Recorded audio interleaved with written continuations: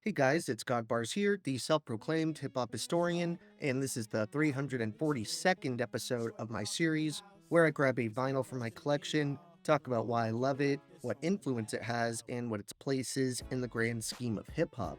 So first, I want to give my condolences to the rapper that we are discussing today, as tragically his older brother was killed in an attempted robbery a few days ago in Oakland.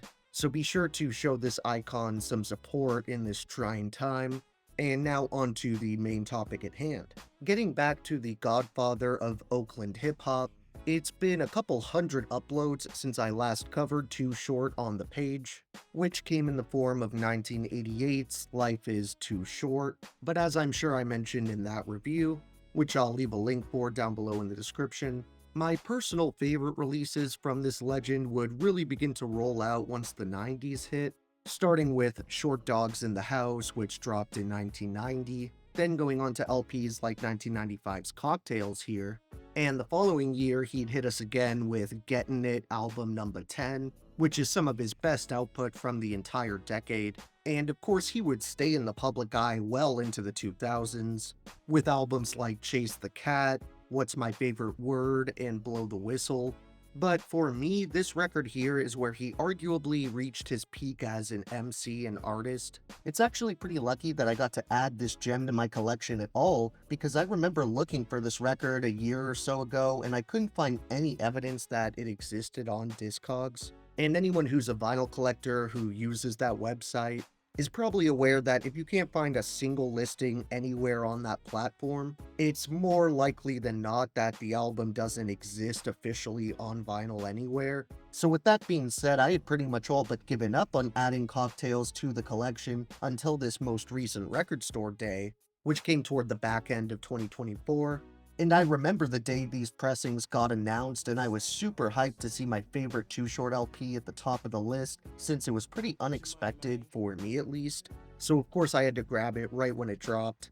Plus I managed to cop a few other high quality reprints from the 90s and 2000s that you'll likely see at least one or two of later on in this set, like No Man's Land by Souls of Mischief, The Most Beautifulest Thing in This World by Keith Murray, Straight Checkin' 'Em by Compton's Most Wanted, and RBG, Revolutionary But Gangsta by Dead Prez.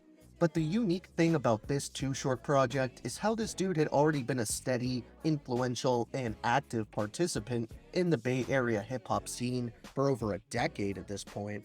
Yet not only was he showing zero signs of slowing down, but instead he was maturing and growing much more polished with his delivery, and while the content may not be drastically different from the usual themes of pimping and women that we've come to associate with Short Dog, I feel like that's sort of what you go to his music for, and there isn't really a need or demand for Too Short rapping about economics and race relations, not to mention those themes wouldn't remotely fit in sonically with what this Bay Area pioneer does.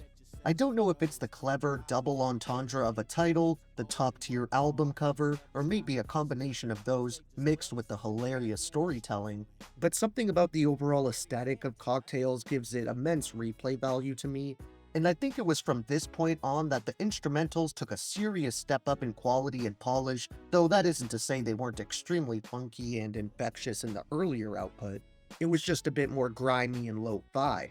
One example of a moment here that displays Too Short's ability to capture the listener's attention through funny and personable storytelling comes in the form of the title track itself, where after a short but memorable hook, the veteran MC paints us a very direct and explicit picture of his countless sexual escapades, which he kicks off rapping H-E-A-D. All you washed up hoes trying to throw that pee, you just a big freak. You better not complain when you hear these cocktails and you hear your name.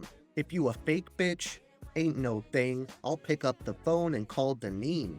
If I call Marie, I know for a fact I'll get sucked in my drop-top Cadillac. I met this freak bitch. Named Naomi. Straight dick sucker wanted me and my homie. She had a girlfriend. Her name was Vicky. I pulled her to the side, let her suck my dick. She was fine as fuck, but can't fuck with Tina. Tina, the sperm cleaner. I took her to my house and told her strip. Baby got freaky, started doing the splits. I said, biatch, do whatever you want, cause the true blue Mac won't even front. I fucked her with my finger, she tried to come. Pussy so tight wouldn't give me none. I'm Sir Too Short, couldn't be no punk. I'm trying to get funky cause I love to funk. My dick is big and her man had a little one. I didn't fuck her freaky ass, but it was still fun. I know you stop and wonder just what it is. It's this California lifestyle that I live. See, I'm from the crew. Dangerous bitch. Telling everybody about this freaky shit. That's honestly just the tip of the iceberg when it comes to these stories, but I think you probably get the idea by now. That song also has a killer bass line, which is an area this dude and his affiliates really excelled in with their beats, especially once the mid-90s rolled around. Because even when you come across a moment here that isn't especially funky, it's compensated with more grimy G-funk flavored instrumentals that help break up the pace a bit. However, while Too Short and the Dangerous Crew had a large hand in the top-tier production here, they did recruit some assistance in the form of fellow Bay Area legends like Ant Banks, B. Turner, L.A. Dre, Shorty B, and Spearhead X.